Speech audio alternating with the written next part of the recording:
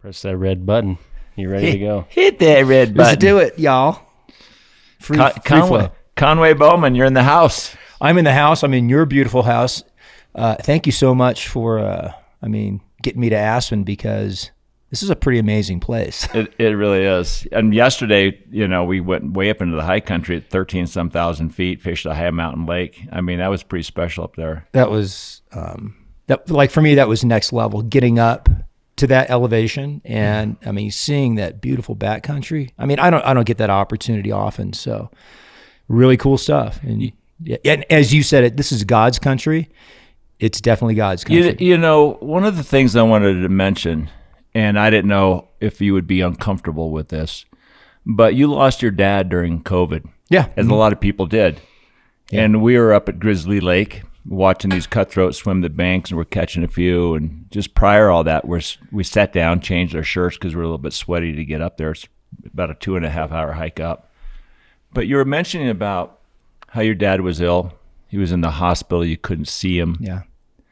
And I could tell that you were really touched being in that cathedral, that cauldron, if you will, at the base of that peak, Grizzly Peak. What were you thinking?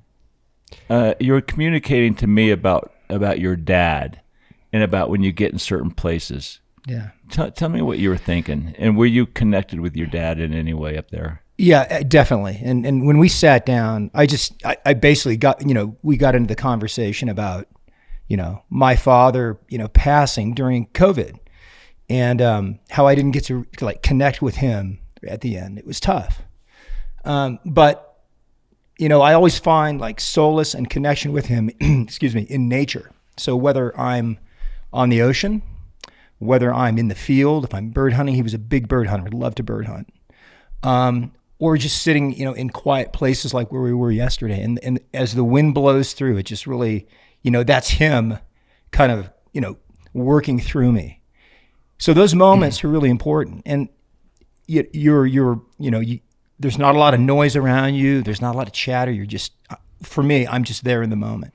And it's really important because, as I said, I never got to have that last conversation with him. But now, working through that over the last 3 years or so, I think, yes, it's been 3 years. I can connect to him, and I can have my moments. You can tap in whenever you wish. Absolutely. You don't have to be in a special place to have that, that moment where you really feel vulnerable, and that moment where you might really need him more than another. Yeah, I do, and there are times, right? But knowing that he's there. He was a big outdoorsman, loved to hunt, loved to fly fish, and that's what we did. That was our thing. And so those moments were very, very important to me. And so so yesterday, unbelievable. It was cool because you were speaking. I could tell that you were very connected with your dad, and I was right next to you, and I could see that, and I thought, wow, this is special. But also too, Nikki and I, and you were talking about that you're a triathlete, and up there you were talking about the pain that you go through becoming a triathlete, the pain of the training and the journey. You were saying that gives you a connection too with your dad, and that pain, you could relate to your dad's pain through his dying days, through your triathlete efforts and training. So tell me about that relationship. Yeah. So when I first started doing the triathlons, there has to be a why. Why do you do this? Sure. Why do you want to go and swim and run and bike long distances? Why? So when I first started doing it, I really didn't. I didn't have kind of a focus on the why. But as I worked through my training and the process of that, I figured out my why was to honor my father because he suffered greatly the last 6 months of his life. And so me suffering through training connected me with him. And what he went through was much greater in terms of pain and suffering than I would ever do, whether I'm swimming 2 miles in an open ocean swim or biking, 100 miles or whatever it is, right? So that got me through a lot of the hard moments. And there are hard moments. Some days you're just like, it's one step at a time. You're talking about the grieving and the training too. Both. It's a combination of both. They're both. They are parallel. They work together. And so that really helps me. And so going through that, it's interesting. It helps me in my daily life. When we have daily struggles, being a parent, being a husband and just working in daily life, there's things that are challenging. So, working through that process one step at a time, just like my father. So he was an amazing man. The last month of his life, he still got out of bed every day. It took him 2 hours to get out of bed. My mom told me this after he had passed. She said he would get up, he would sit on his bed for 2 hours. It would take him 2 hours to get his sweats on. And then he would go out to the kitchen and then he would read a book, and then he would get into a car and drive 30 minutes to where we lived in Encinitas every Saturday, even up to the last month of his life. And the pain he must have been going through, but he had a great desire to connect with his grandsons and, my family. So that's what goes through my head when I'm training, or not even training, when I'm just going through difficult times. Mm-hmm. That probably kept him alive for many months. That's a great point. After too, probably. Nikki, you're absolutely right. It did. That because he had health issues a few years prior. I mean, he was struggling, but the kids, oh my God, that's what that was his desire. That was his motivation to live. And he would come up and he would read to them, and it was cool. Was he a best friend as well as a father figure? He was. We went through some problems. Like what? Just, I became, an 18, 20-year-old, jerk, and I wanted to do my thing, right? And so we separated. We kind of, we just kind of, grew apart just because of what I was doing. And so, however, it was interesting. Sorry. I can't remember how old I was. We came back together. We took because when I was a kid, we spent our summers in Stanley, Idaho. My father was a school teacher. We had a little trailer up there. Actually, it was at Redfish Lake Lodge. Our family friends owned that lodge. So that's what we did every summer. So my father and I, that's all we did. And I got to run wild in the Sawtooth Mountains. It was awesome. And that's where I learned how to fly fish. Now where was I going with that? Sorry. Where was I going with that? You were talking about your father, how you guys grew apart. And right. there was a point where... So anyway, the foundation of our relationship, we were together so much when I was a kid. I mean, we fished every Sunday, or we went to Idaho every summer, and it was just boom, boom, boom. And then we just grew apart. But we took a trip when I think I was in my mid-20s, 25, 26, and we went to, I think it was Lee's Ferry, which is the tailwater of the Glen Canyon Dam. And that brought us back together. It was a magical trip. And so from that point on, we just really reconnected. But there was definitely a point where we just, fathers and sons kind of lock horns, and you don't see eye to eye because of whatever. Yeah, I did that with my dad. I can definitely relate to all that. Yeah. And I think working through that, some people don't work through that. They just can't, put down the boxing gloves and just shake on it, right? Right. But we did. And from that moment on, it was really wonderful. It was well, I think a lot of people around the world know of you as a pioneer catching the Mako sharks out of San Diego. But before we get there, I want to talk a little bit about your dad and your relationship with him. And he was a member of the Saltwater Fly Rodders of America. That's right, yeah. Which is a big organization. And as a matter of fact, let me just briefly explain to why that was so important, that association, because in the early years of fly rodding in the Northeast, there was not a lot of information. So these group of guys used to get together and talk about techniques and tactics and tackle and all that kind of stuff. And then eventually, there was a very important organization, and eventually they had a committee because they had to figure out how can we set the rules by which we can catch world record fish or big fish, because each club had a different set of rules. So then they formed a committee, and Mark Sosin was ahead of that committee, and they started. And Mark implemented a lot of the rules, brought them in from the Rod and Reel Club in Miami.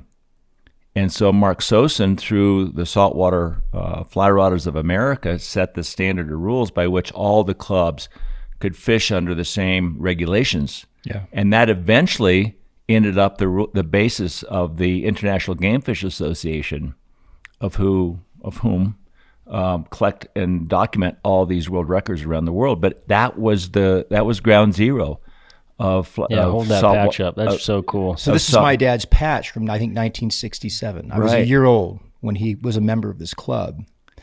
And I remember he had a small boat, and he would go out in the bay and fly fish for, bonita and barracuda. I mean, I would be sitting there with him. I wasn't fly fishing. In California? California, yeah.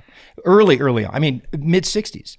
There was a guy named Sam Nix who was a kind of a very legendary saltwater fly fisherman. A lot of people don't know about Sam Nix, but he was definitely a pioneer for West Coast saltwater fly fishing.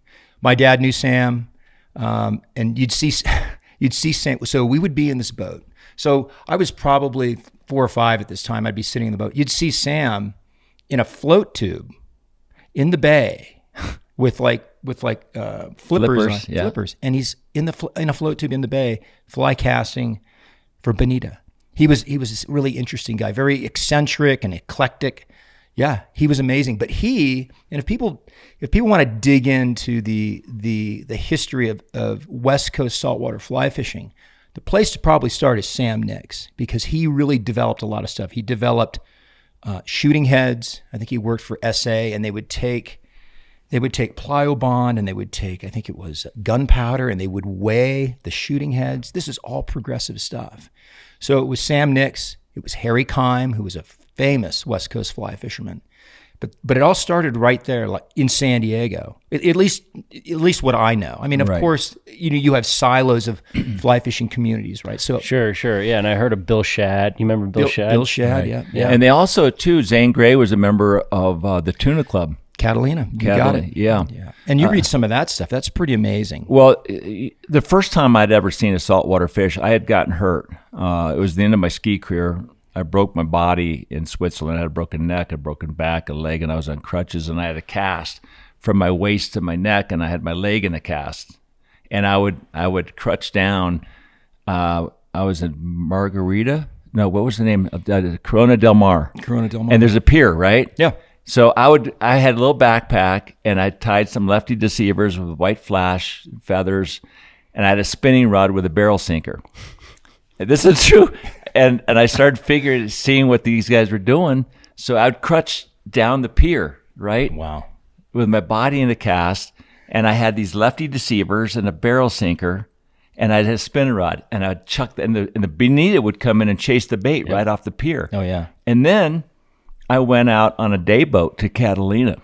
Okay. And I was on the bow of this day boat, and everybody's throwing spinning rods and bait casters and stuff. And I was on the bow of this 60-some foot boat, maybe longer, maybe short, I don't know. But it was big.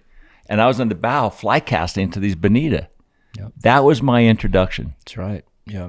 And it was, I couldn't wait to get out there every day because bonita pulled so hard. Oh, it was like, my God, I love these things. They're unbelievable. And then I would take them back to my house, and I'd fillet them and cut the bloodline out, and I'd fry them up with butter and eat them like chunks of chicken. Yep. And they were awesome. Yeah, they're really right? good. Yes. But nobody thinks that a bonita is good eating. No, they don't. And because it's a red-blooded fish. That's right. So we poke them or sashimi them. They're really good. But that fishery is how.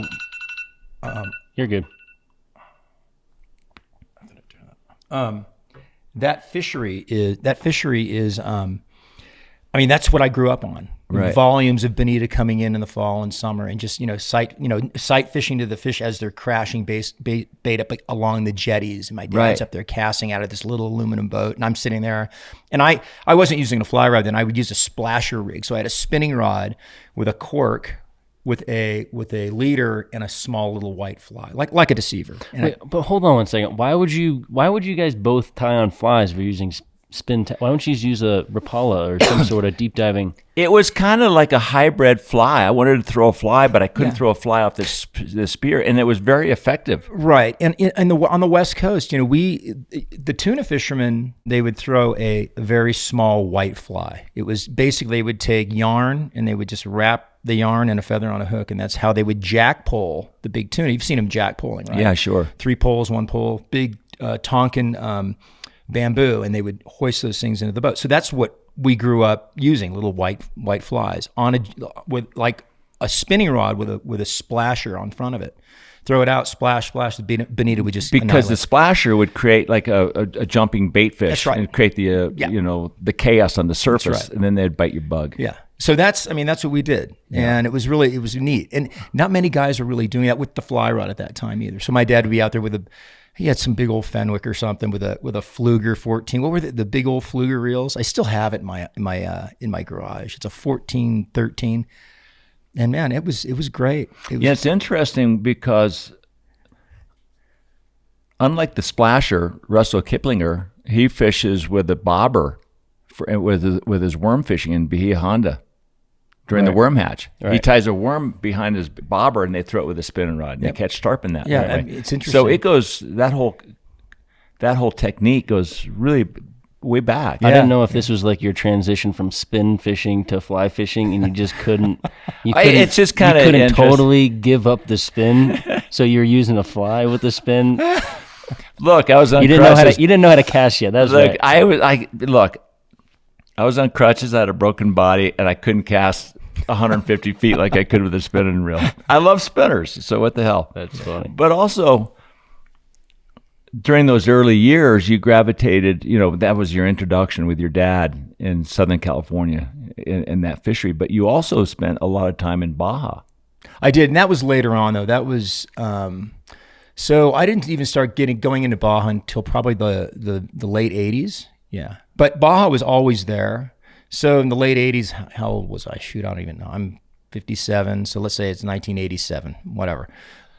So we used to take a friend and I. We had a truck, and we would tow a boat from San Diego all the way to Cabo San Lucas, and we would fish both sides of the coast. So the Pacific side, then we cut across at Guerrero Negro, and then we would fish the Sea of Cortez side all the way down to Cabo. Then we would go to San Carlos, and then we would take that boat up into Mag Bay.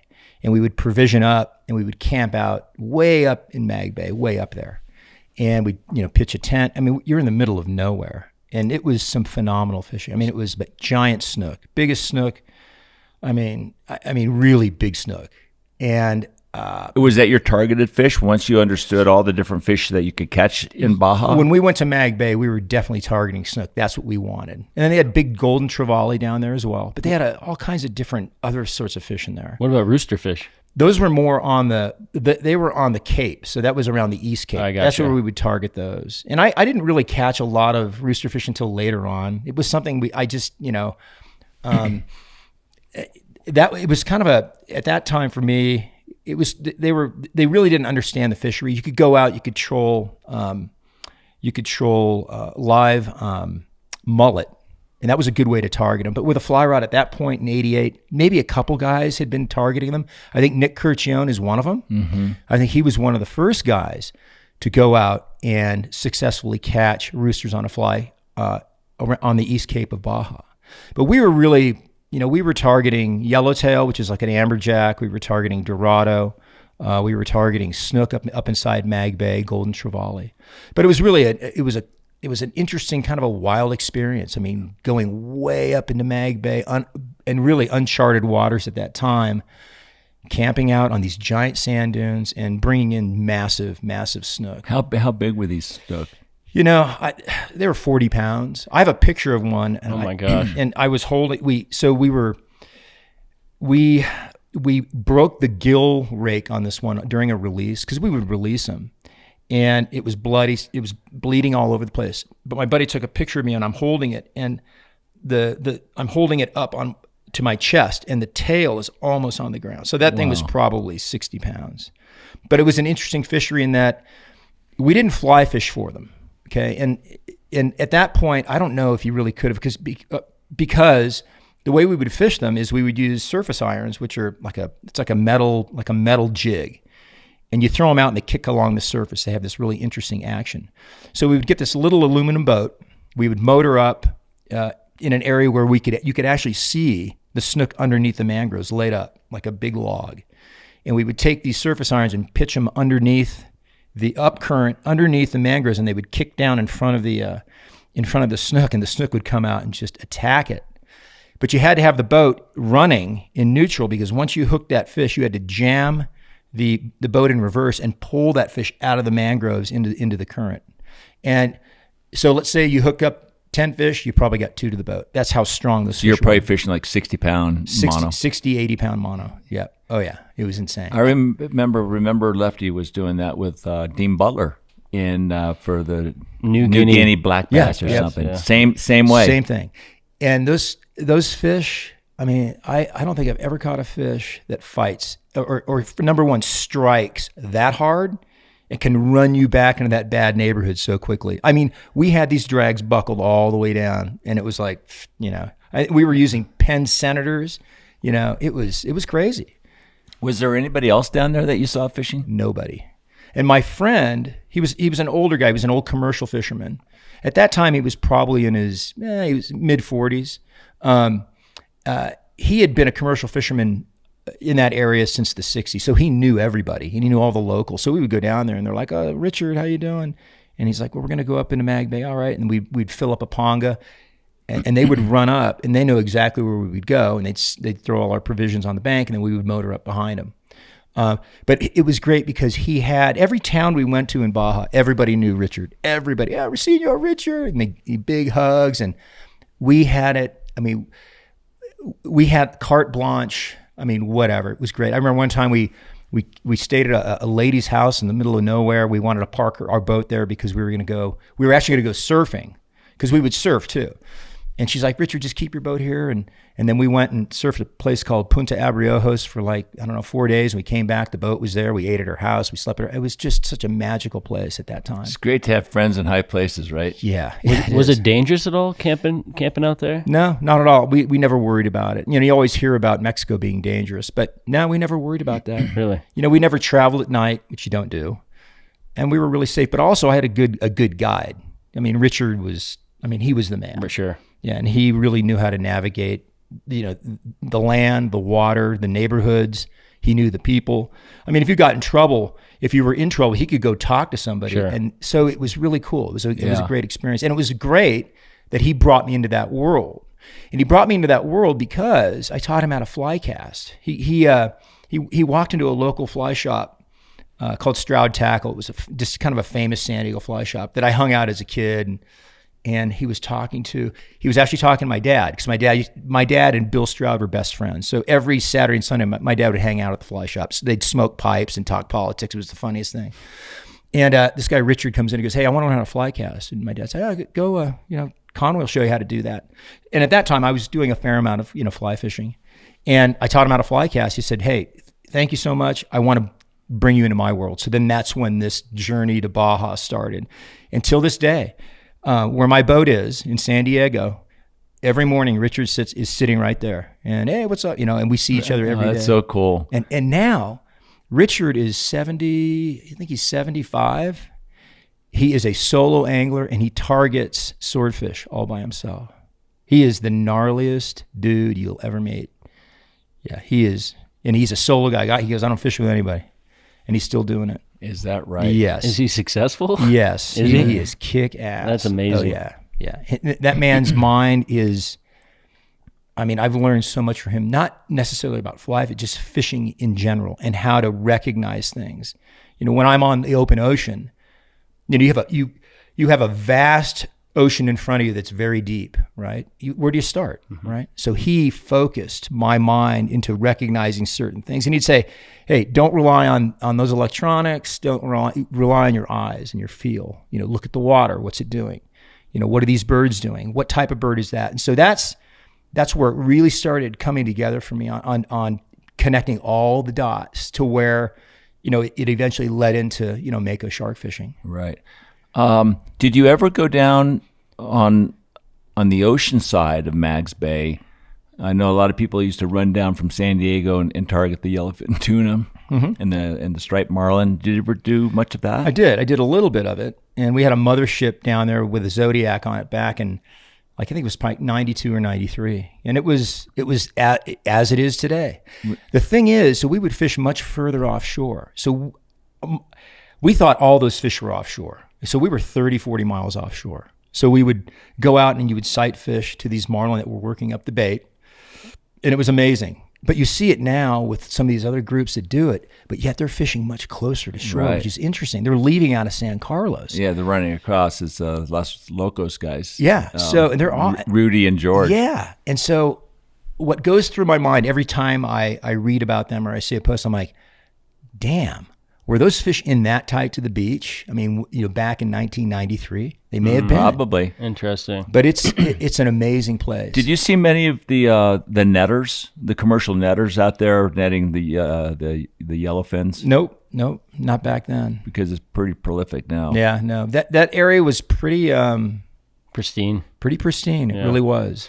Well, when people think of Conway Bowman, they think of Mako sharks. How did that connection come to be? Where was your connection with Makos? So growing up fly fishing in Idaho for trout, spending our summers there. So I got the fly fishing bug. I loved it. But I also conventional fished. Coming back to San Diego in the winter during the school year, I would fly fish for bass and bluegill and all that. And so I read a book by Nick Curcione called Saltwater. I think it was called Saltwater Fly Fishing. It was probably written back in the late 80s. And, at that point I had been exposed to, bonita, barracuda, but he had this book and he talked about tuna, marlin, roosterfish, on and on and on. And then he had this one chapter on sharks. I'm like, oh, this is kind of cool. So I read it, and the first part of it was blue sharks. I'm like, oh, these things seem kind of cool. You can sight fish to them. That was the first thing. Oh, you can sight fish to these things.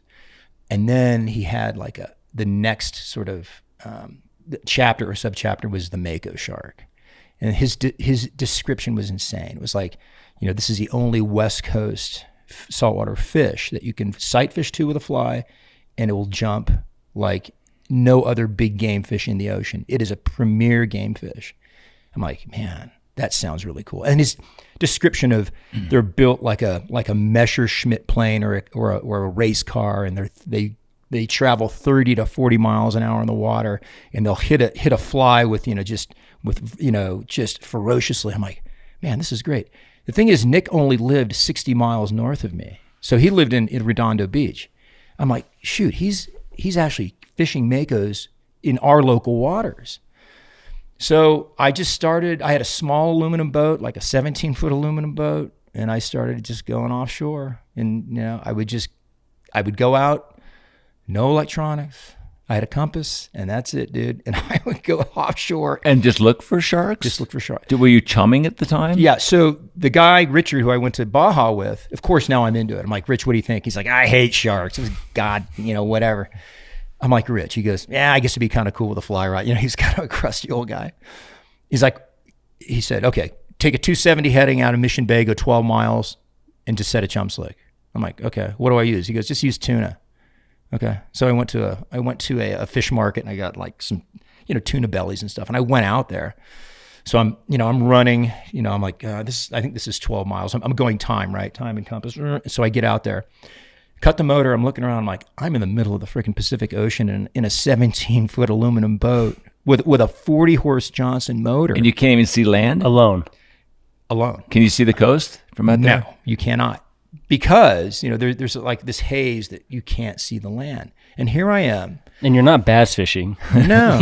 And I don't have a GPS. I have nothing. I have a compass. So I because I grew up around the water, I knew at least if I got in trouble, I could always do a due east heading, and I would eventually hit land.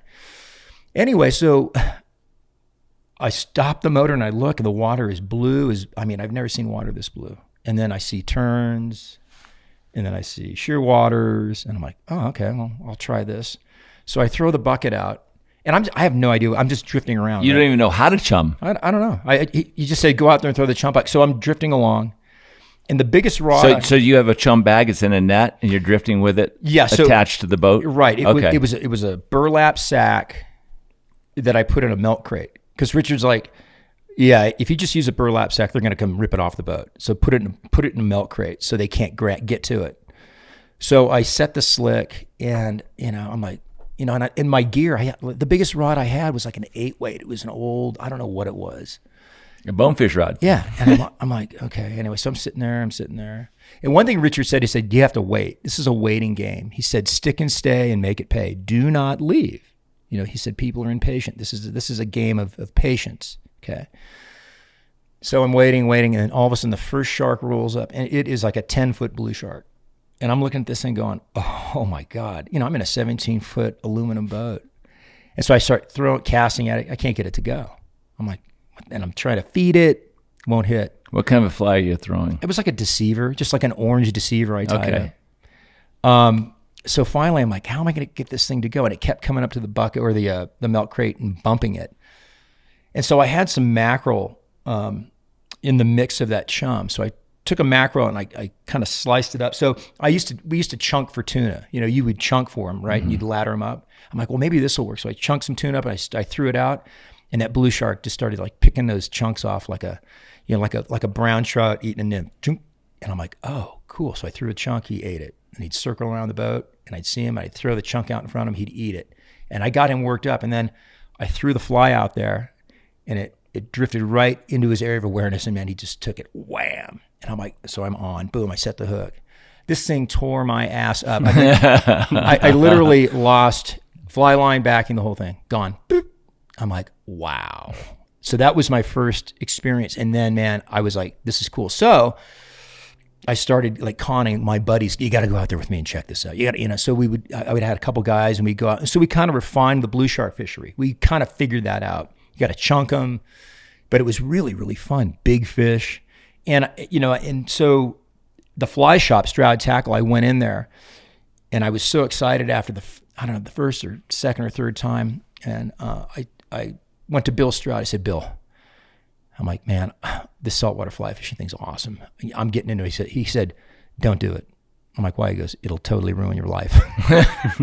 I go, Bill, I need a big rod. And I think he had like I need a bigger boat. Well, that was the next thing. So he had like it was an old Fisher Presidential.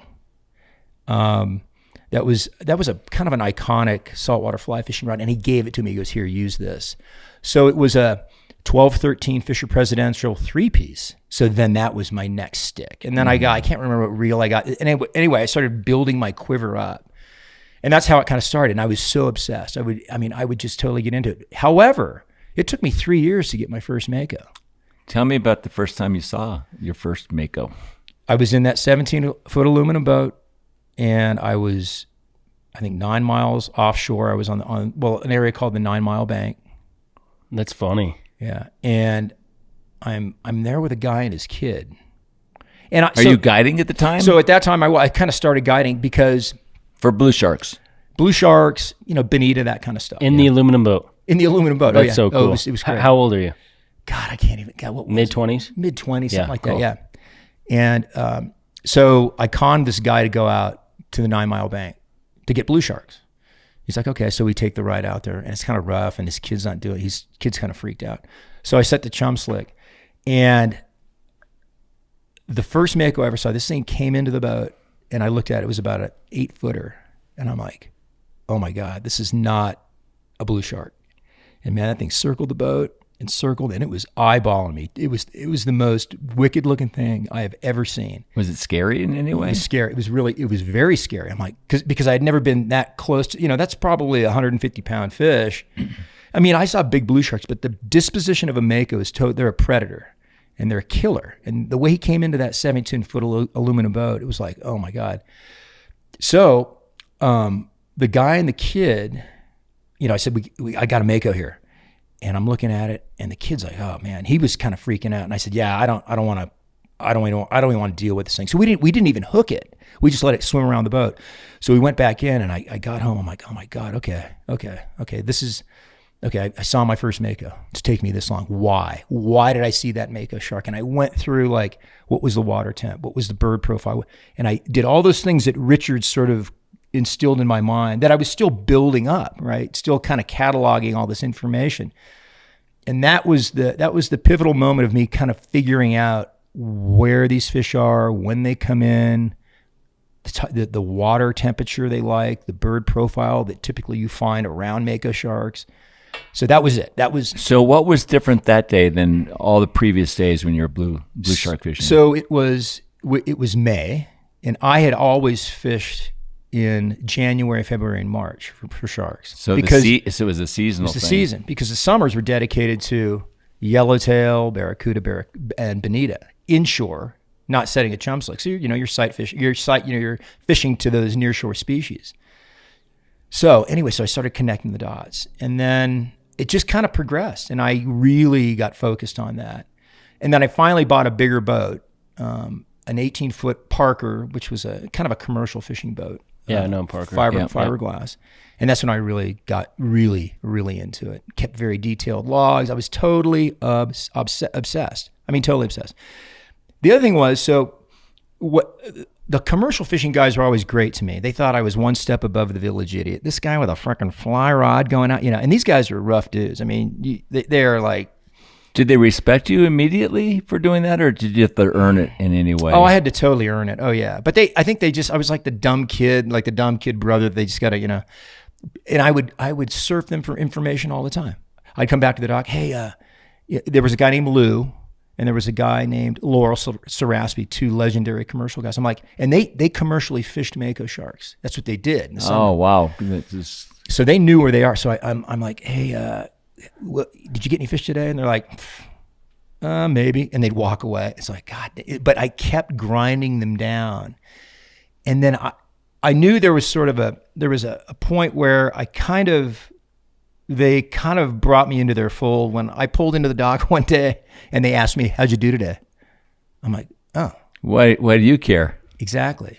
And so we started talking. I said, I didn't see anything. He said, we got a few today. And I saw Lou had like 4 or 5 Makos on the deck of his boat. Did you ever see them out there where you were fishing? Never did. They probably asked because they had a shit day. That's right. So listen to this. So then they started bleeding me tidbits of information. I'd come in, they're like, what'd you see out there today? Well, I let's say I got a Mako. And they're like, okay, what were the conditions like? So they started working, me connecting those dots, but making me think about it. Birds, water temp, bait, and they would say things, what was the barometer doing? And I'm like, okay, it was doing this. They go, okay. And so they just kept like making me earn it. And that was great. But at that point, they kind of accepted me. But there was a caveat to that, and there was a carrot. So if I got on the Mako sharks, if they called me on the radio, they could come in and get 1 Mako shark out of that slick for the market. So it was sort of that, they're helping me, but I have to help them. And helping them was getting them, they could come in and take a Mako to go sell at the market. And they were really respectful about that. I remember one time I was out there with a client, and this commercial fisherman, Laurel, calls me. He's like, Conway, you got any Makos? No, he called them the right kind, You got any of the right kind down there? I'm like, yeah, Laurel. Yeah. All right, coming down. Where are you? So I give him my Latin launch. He comes down, and he circled around the back of my boat, and I had 4 Makos around the boat. And he's like, damn. He goes, man, you got this thing wired today. I've been looking for these things all day. And so he slid out my slick, threw out a live mackerel, and hooked a 100-pounder. Free gaff the thing by himself. I mean, crazy. Threw it at the bow of the boat, and just said, hey, thanks, Conway. Thank you. And he took off. So that was that relationship we had, and it worked. But the more I sort of ingratiated them, they would give me more information to where it got to the point where I could focus that fishery down to very specific times, tides. And the other thing was this, I was fishing by and large too far offshore for the Mako sharks, and they kind of dialed me in on that too. They're like, there are Makos all over this ocean, but you're going to pretty much find most of the volume of your Mako sharks in shallower water. And that's all they said. Then I had to figure out how shallow. Mm-hmm. Like they didn't say, go to, 200 feet, but they made me work. So I started working much more shallow. Mm-hmm. And then when you're in shallow water, the currents are a little bit different, and the setup is a little bit different, and the bait profile is a little bit different. And so then that's when it really, really happened. Was there any structure on the bottom, any reefs or wrecks or? No, our they call it bathymetry, right? So it goes from the beach to 200 feet, 300 feet, then it drops down to 1,000. So it's basically a bunch of steps, right? Fathom curves. And we have, steep fathom curves. And so what the Mako sharks do is, so let's say they run along a fathom curve depending on the current. It's like a cattle walking a fence line. They just kind of run up it, and they go up, and then they use the current to come down. So they might run way up north, and then at some point during the day, they kind of drift back down that current line. But you have to find out what current line or what fathom curve that they're on, right? So some days you just miss it. And a lot of times you'll miss it if you have a drift that's going, we call it a downhill drift. So if you're drifting right along a fathom curve. So if I'm drifting right along the 100 fathom curve, I'm not covering like shallower water. If you have a down and in, you're going from 100 to 50 to 30 to 20, and then you'll pick up those fish on whatever fathom curve they're hanging out on. So you establish your chum line east to west.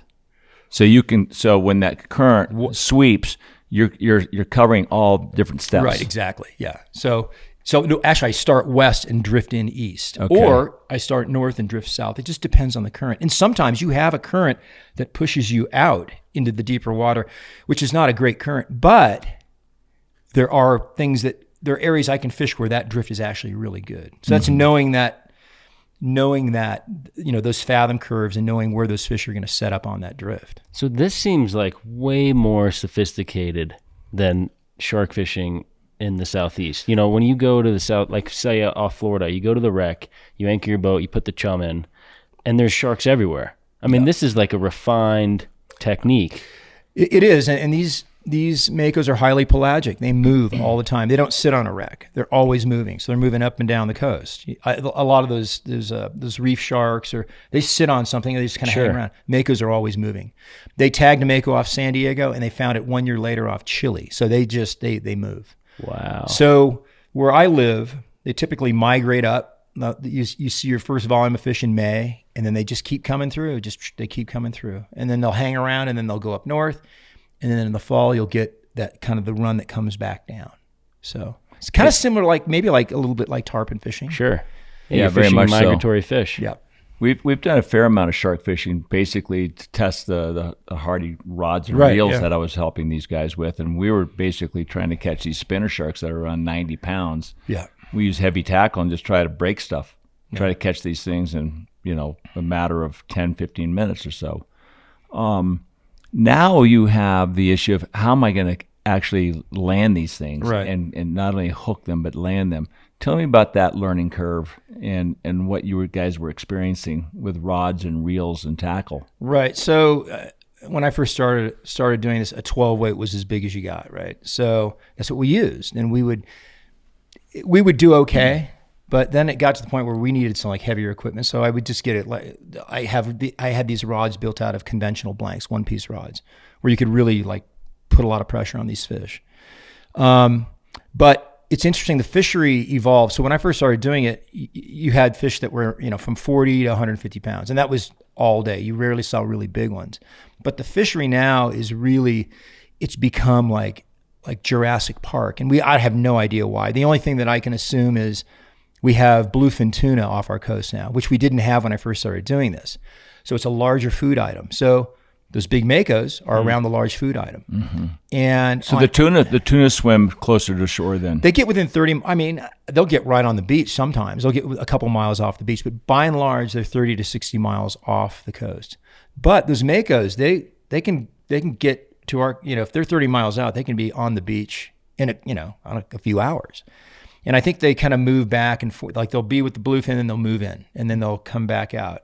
I just really haven't figured that out. But, in recent years, it's been like Jurassic Park. It's crazy. Much bigger fish than before. Massive. So how big? Well, up to 1,000 pounds, What's an average fish you chum in? So 150, 150. But and how many a day on an average, if you can maybe even find that kind of consistency?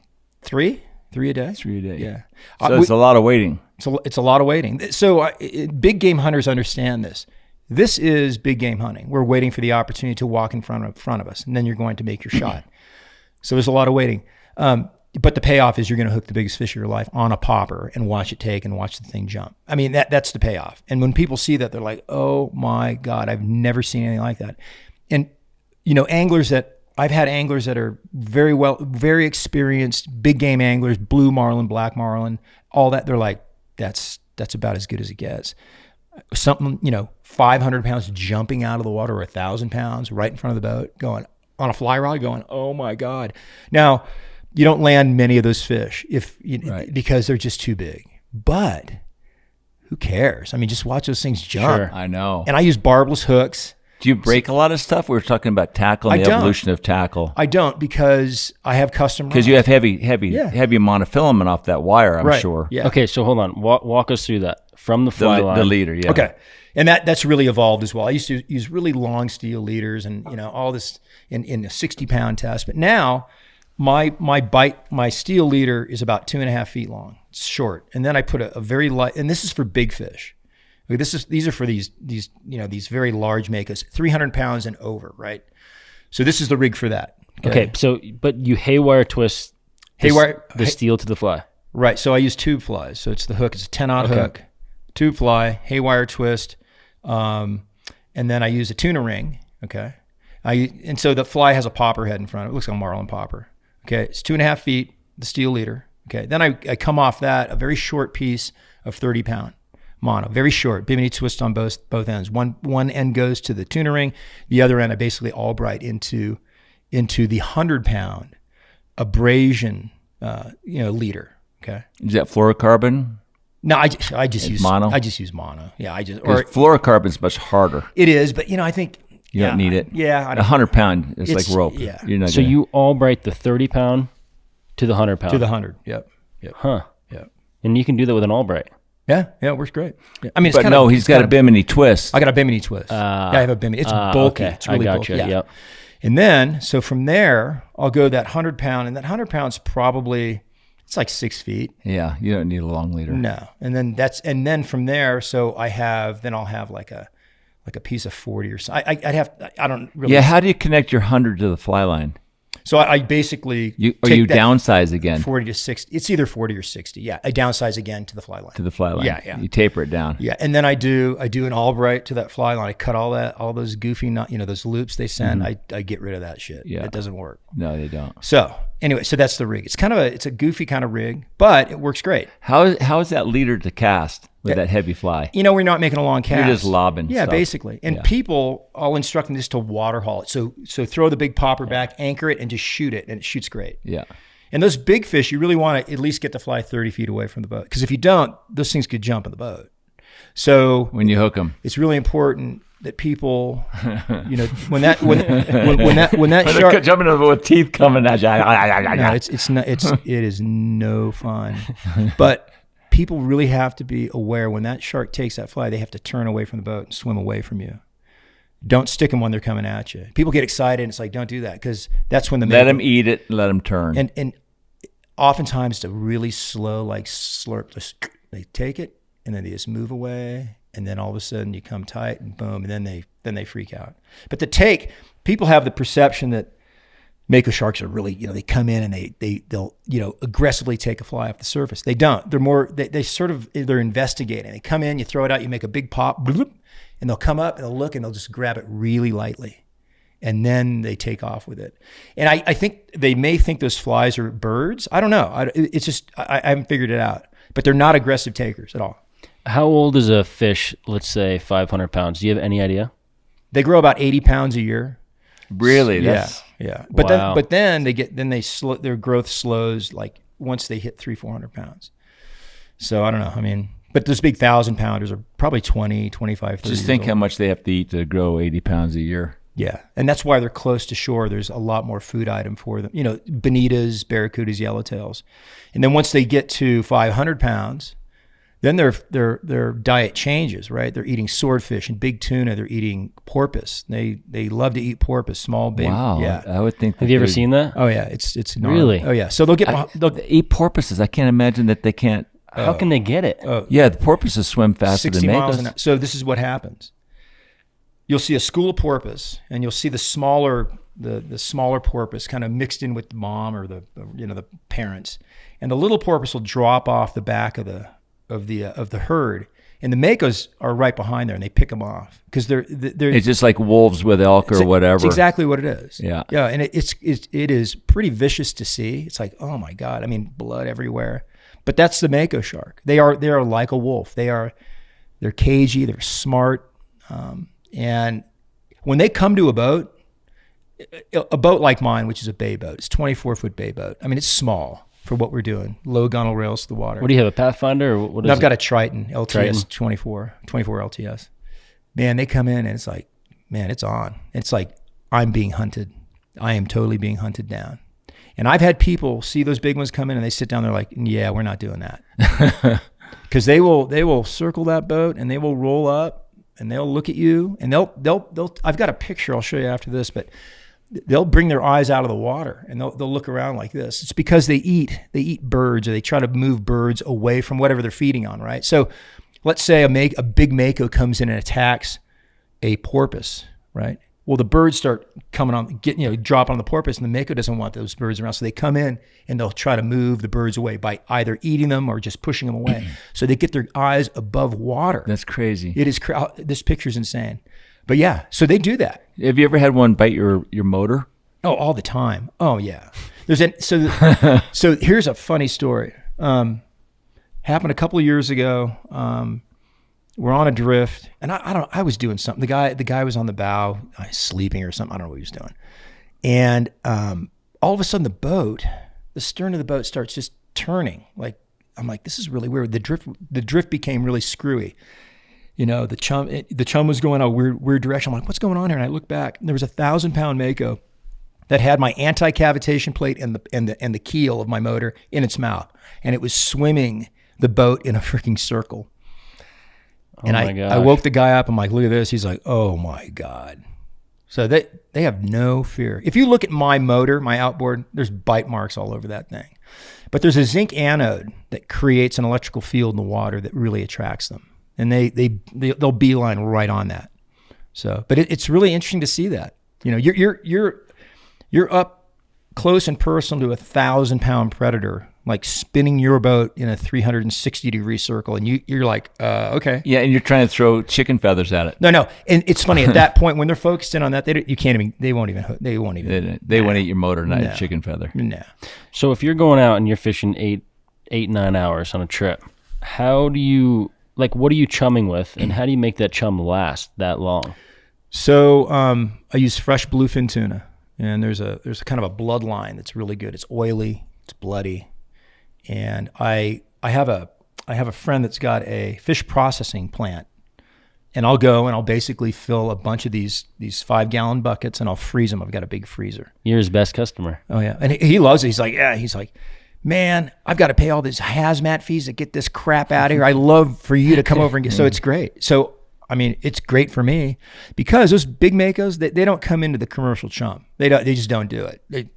They want fresh tuna. You got to match the hatch. If they're eating bluefin, you got to use bluefin.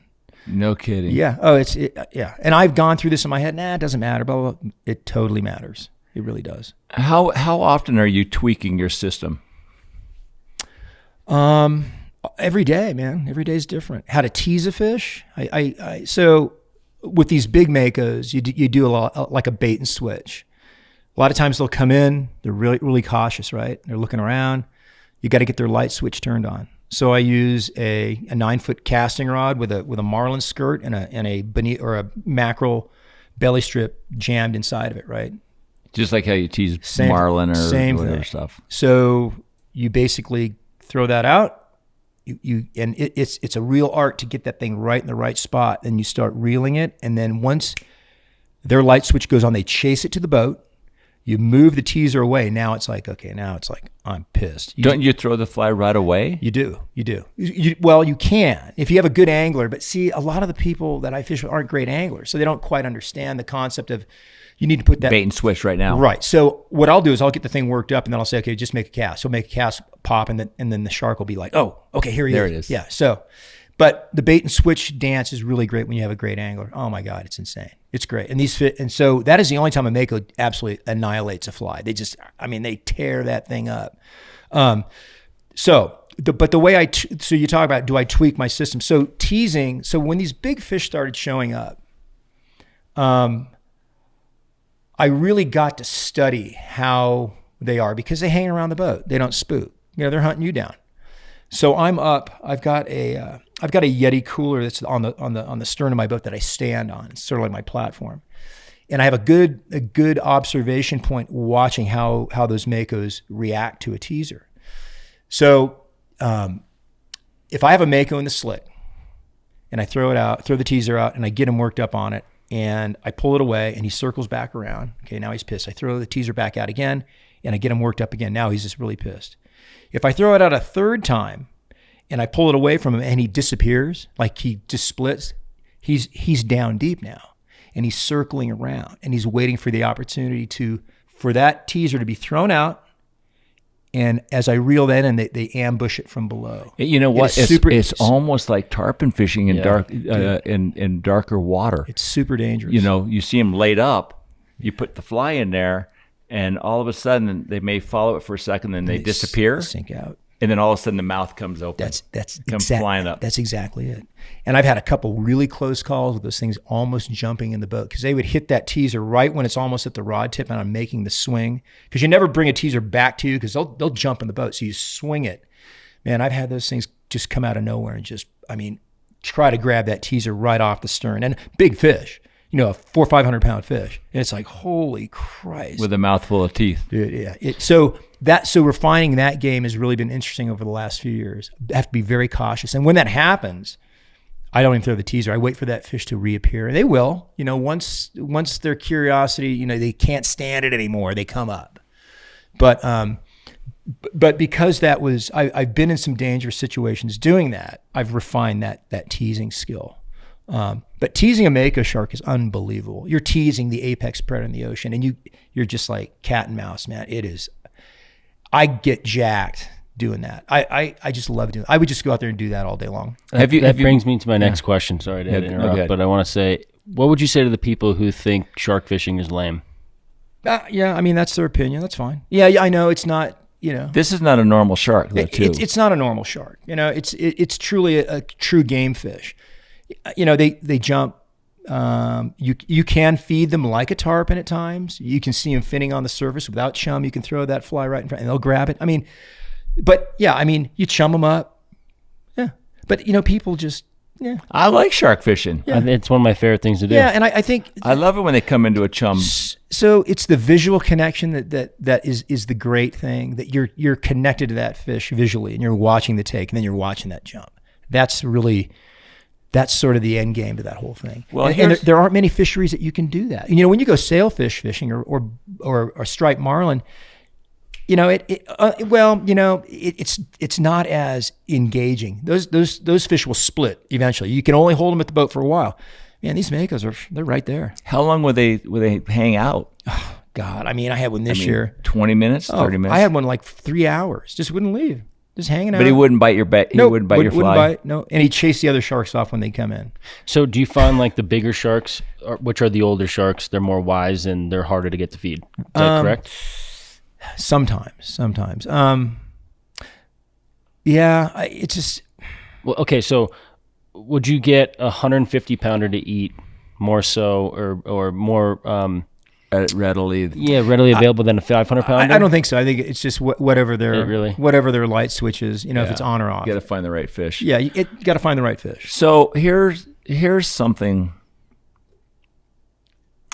that Rufus Wakeman said, because and here again it's you are fly fishing. You have a fly rod, you have a fly line, you have a fly, and why not have somebody come with a spinning rod or a bigger reel, or are you a fly fisher, exclusive fly fishing for Makos, or do you ever have somebody come out with a spin rod or any other tackle? No, I fly fish only because that's what I do, and that's what I love to do.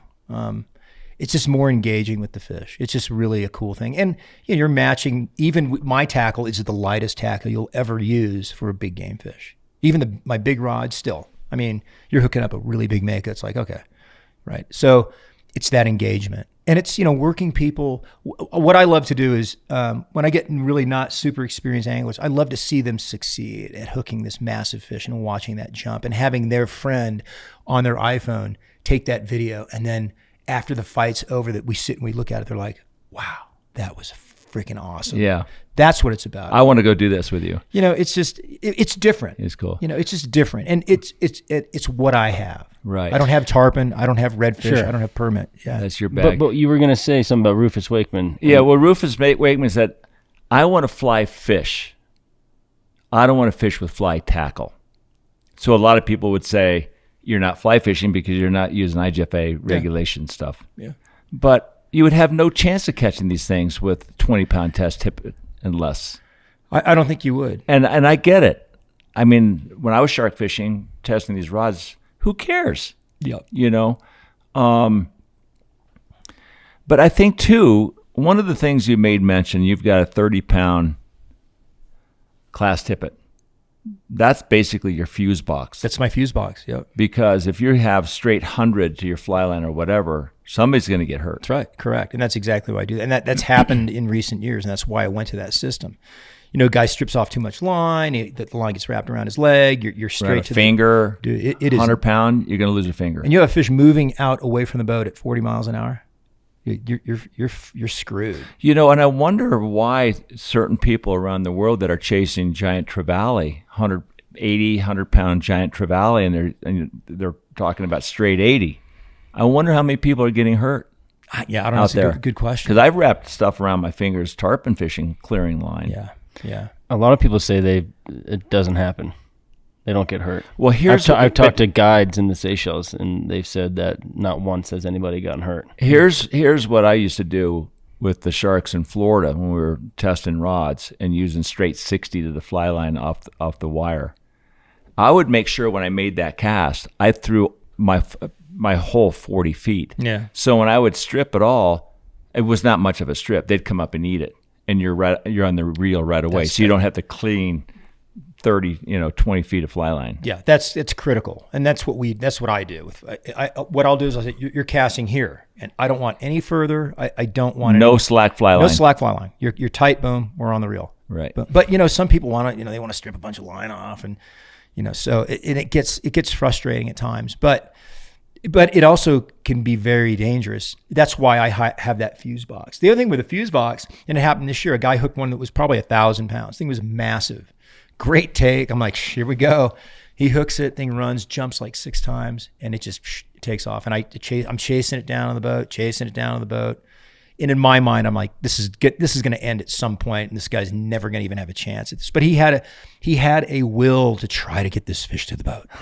And of course, 1,000-pound Mako. Of course, I'm not going to break his spirit by saying, yeah, dude, it ain't going to happen. But anyway, so here we go. I'm chasing it down. We're an hour into it. The guy sits down and he goes, I'm done. So I just I grabbed the fly line and just broke it. And that was it. It broke right at the fuse box. Because they're never going to pull more than 30 pounds. No. Oh, no. God, well, most people would die if they pull. That would wear them out.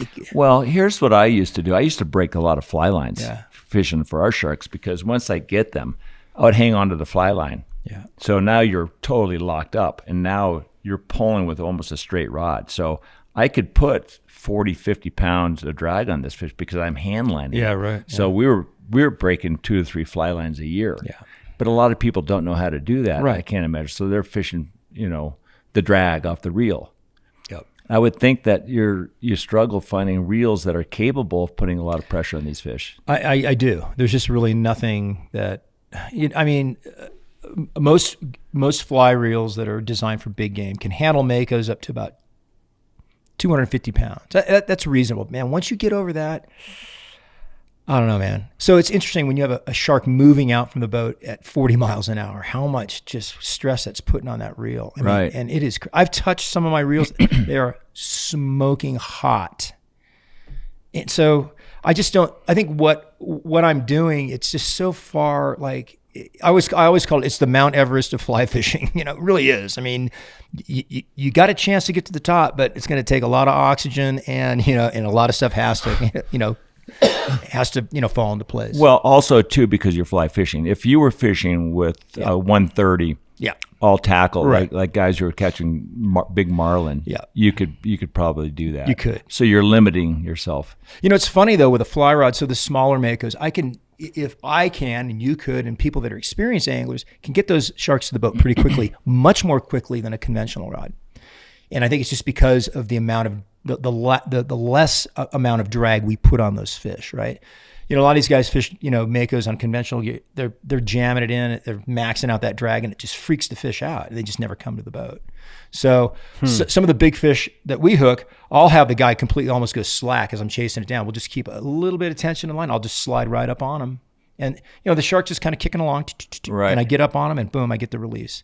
That's really the only way you can deal with those really large fish, because if you're trying to do if you pull hard, they pull hard. Totally. Oh yeah, and you're not going to win that war. You're just not going to win. It's just they're going to just kick your ass.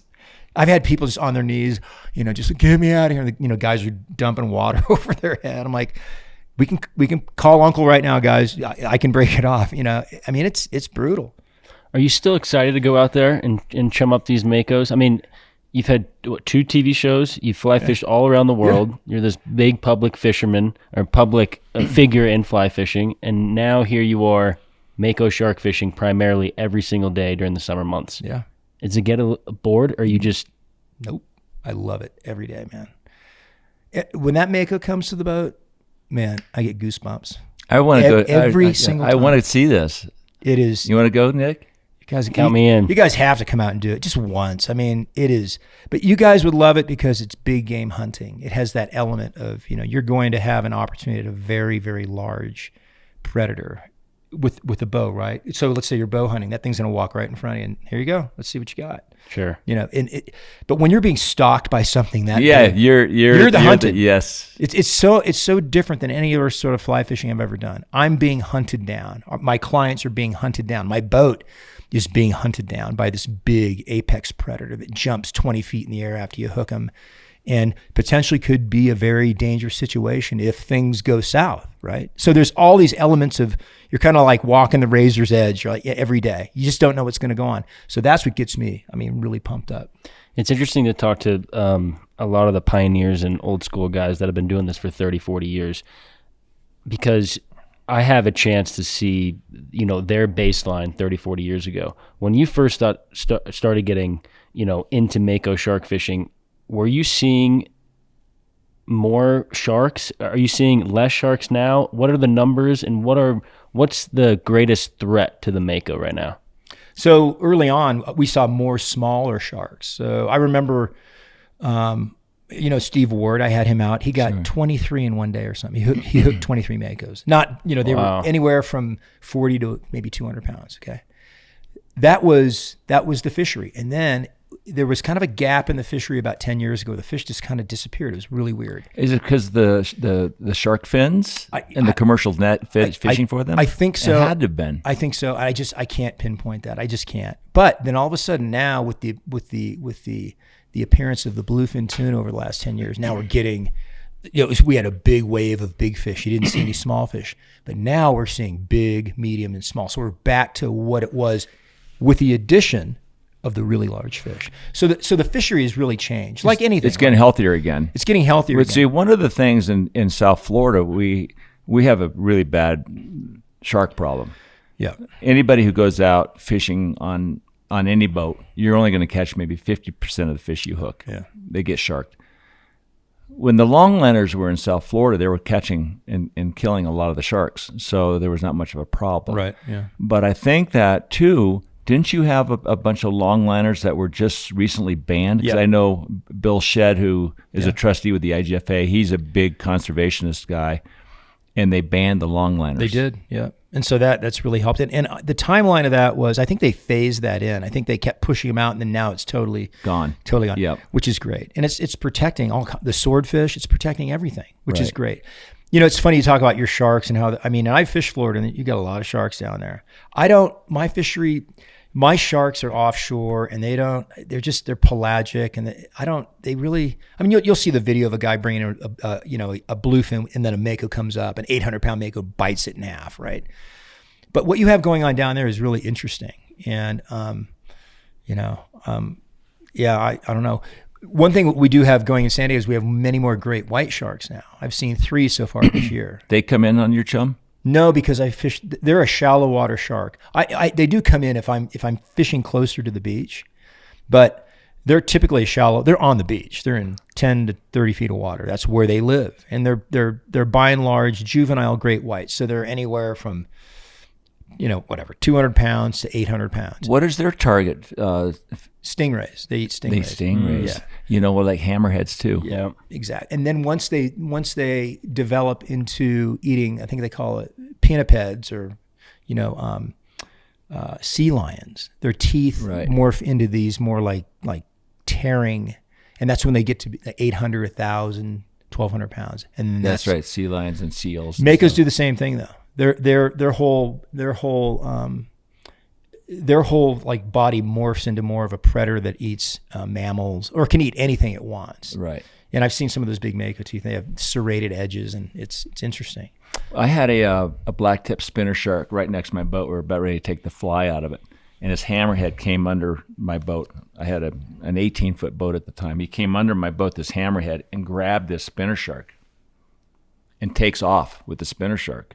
And I have a trolling motor on the bow of my boat, and I start following this hammerhead that's got my spinner shark in it. And you can see the shark laying there, sideways. And pretty soon the spinner shark is gone, and now I'm attached to this hammerhead. Yep. And the thing was like this big around and 10 feet long. Its head's that wide. Yeah, and I thought, wow, now I get a chance to catch a hammerhead on my fly rod. So I sit down, and I'm hanging onto my fly line, and I'm leaning back and pulling as hard as I can for 45 minutes. And the shark doesn't even know it's hooked. Yeah. Doesn't even know it's hooked. And then I break my fly line breaks. Yeah. They're brutal. But it's the world. It's the space of the fast and the dead. That's right. I gotta ask, what does it taste like? What do Mako sharks taste like? Swordfish. And so what happens is typically when you buy swordfish in a restaurant, many times it's Mako shark. Is that right? Yes, and it's a complete scam. Yeah. And yeah, you can't tell the difference. Do you ever take one for your family and freeze it? I don't, because I just don't want to do that. I think that I've been so fortunate with these great fish that if I do that, I'm kind of going against my who you are, what you stand for. Yeah, I just don't do it. And I've had guys, they want to catch records. I'm like, I don't do that. I just don't do it, because I feel if I do that, I've crossed that line. I've gone into that darker space that now they're not going to be as cooperative. It's so funny because I go out and I fish, and I'll go back to the dock, and there are a couple of other guys that fish them, and they're like, "How'd you do today?" I got a couple. We didn't see anything. So it's funny, and I think the relationship I have with those fish, and I'm sure you have this with tarpon, or that you build this relationship over a period of time that they just come to you. It's like surfing, right? So when you surf, you don't chase waves around. You wait for the waves to come to you. It's the same thing. I wait for those Makos to come to me. And I've been fortunate in that because I don't kill them, and I treat them in the most ethical way with barbless hooks. I think they come to the boat. I mean, that's some hippy dippy kind of shit. Yeah, you've refined this to an art form, and you know where they swim. Yeah. You know how to fish for them. Yeah. And of course, they're going to come to your boat because you're really good at it. Yeah, but it's cool to think about like the metaphysical aspect of that. Right. I'll tell you, when you're sitting on a chump slick for 4 hours, you think about a lot of stuff, and you think about that kind of stuff. How you are relative to the world and the Mako shark, and I mean, it's really interesting. And you look at that creature, you're like, that thing's been here longer than I mean, how long has that creature been here? It's been refined. It is a killing machine. Yeah. And I'm trying to tackle that on a fly rod. It's crazy. Is there any place that you want to go with this conversation before we end it? Not really. No, I think we covered it. I think it's a great. Thank you for the opportunity, because I live on an island. I live in Southern California. It's not the fly fishing mecca of the world, which is probably good. But I've been so fortunate to have these wonderful fish just right out my back door that provide me a great opportunity, not only for fly fishing for them, but also just taking people out to observe these great fish. Right. And I mean, I live in a great place, and I have a great fish that I can target. Well, you have a family. Your wife is a marine biologist, Michelle, and you have 2 kids, a 13 and an 8. Yep. Do they come out with you and see this this game that you play? They do. My wife, our third date, I took her Mako shark fly fishing. She's a big surfer. Our third date, I took her out and I set at chumps. Like, she's like, "What are you doing?" I said, "Well, we're gonna chum some sharks in." And she got really like quiet and sat on the bow of the boat. I'm like, "Oh man, third date. What did I do wrong?" Well, anyway, I went up and talked to her, and I'm like, "What's going on?" She's like, "I just don't like sharks. I'm a surfer, and surfers and sharks, there's this weird like relationship. You don't want to catch one, right? You don't want to, you don't want to touch that. You don't want to, get them pissed off. She's surfed all over the world, and she has family in Hawaii. So there's kind of this. You don't talk about sharks. Right. So anyway, I'm like, "Oh, shoot, man, this is not going to go well." So, I mean, silence for like a half hour. I'm like, so I'm waiting, and then this 80-pound Mako shows up. I'm like, "Come here and look at this." And she looks, and she's like, "Wow, that's an amazing creature." Because, a marine scientist, she understands what a wonderful creature they are. I said, "You want to try to hook it?" She's like, "On the fly?" I'm like, "Yeah." I said, "It's a barbless hook. We're going to release it." She's like, "Okay." Makes the cast, hooks the thing, gets to the boat. From that moment on, that woman has become a gnarly fisherman. I mean, really. I mean, she'll kick my ass off the bow of any boat to get up there. She is awesome. Oh, she digs it. That's She's awesome. so cool. So she fishes off of her stand-up paddleboard, her surfboard. She catches white sea bass, which are these big, giant. They look like they're like a gigantic sea trout, up to 60 pounds. Wow. She does that on conventional gear. But no, she's next level. I mean, she's really great. How about your kids? Have they got the bug? A little bit, The fishing bug? Not really. They like going out, but I think that we've planted the seed, and we'll see where it goes. They're baseball players. They love baseball. I mean, those kids play baseball 24/7. So And you played baseball too growing up, right? Yeah, I did, yeah. So are they surfers? Body surfers. Yeah, they don't board surf. They're a little too young and too small to push a board around. Yeah, and I think the expectation, my wife really wanted Max to be a surfer. And I think that expectation kind of, obviously what your parents want you to do, you push away from it, right? But I think that planting those seeds, whether it's surfing, fishing, or whatever, I think that pays dividends down the road. Mm-hmm. So, cool. But they're interested in a lot of other things. So, but they love going out and look. Awesome. They like looking at the sharks. They're like, "Oh, that's really cool," So catching them, whatever. Well, you've refined your fishery, your art form, and a great family. San Diego surfing and fishing. Yeah, I mean, what's better than that, right? You think I know. Although that hike yesterday was pretty damn cool. Well, you're always welcome to come back and hang here, bring your wife and your kids, and hike into the high country again. They'd love it. It's a real pleasure to have you, Conway. Thank you so You got much. a great story, an incredible life and career in fishing. Yeah. The shows you used to do on the Versus, like where my show was, and now you refined this Mako fly fishing. Yeah. We're in. Thank you so much. You guys are great, and thanks for bringing me to your beautiful place here in Aspen. You're so welcome. Great to meet you, Conway. Thank you. It's been fun. Yeah. When I saw it's West Side Story, when I saw it's just a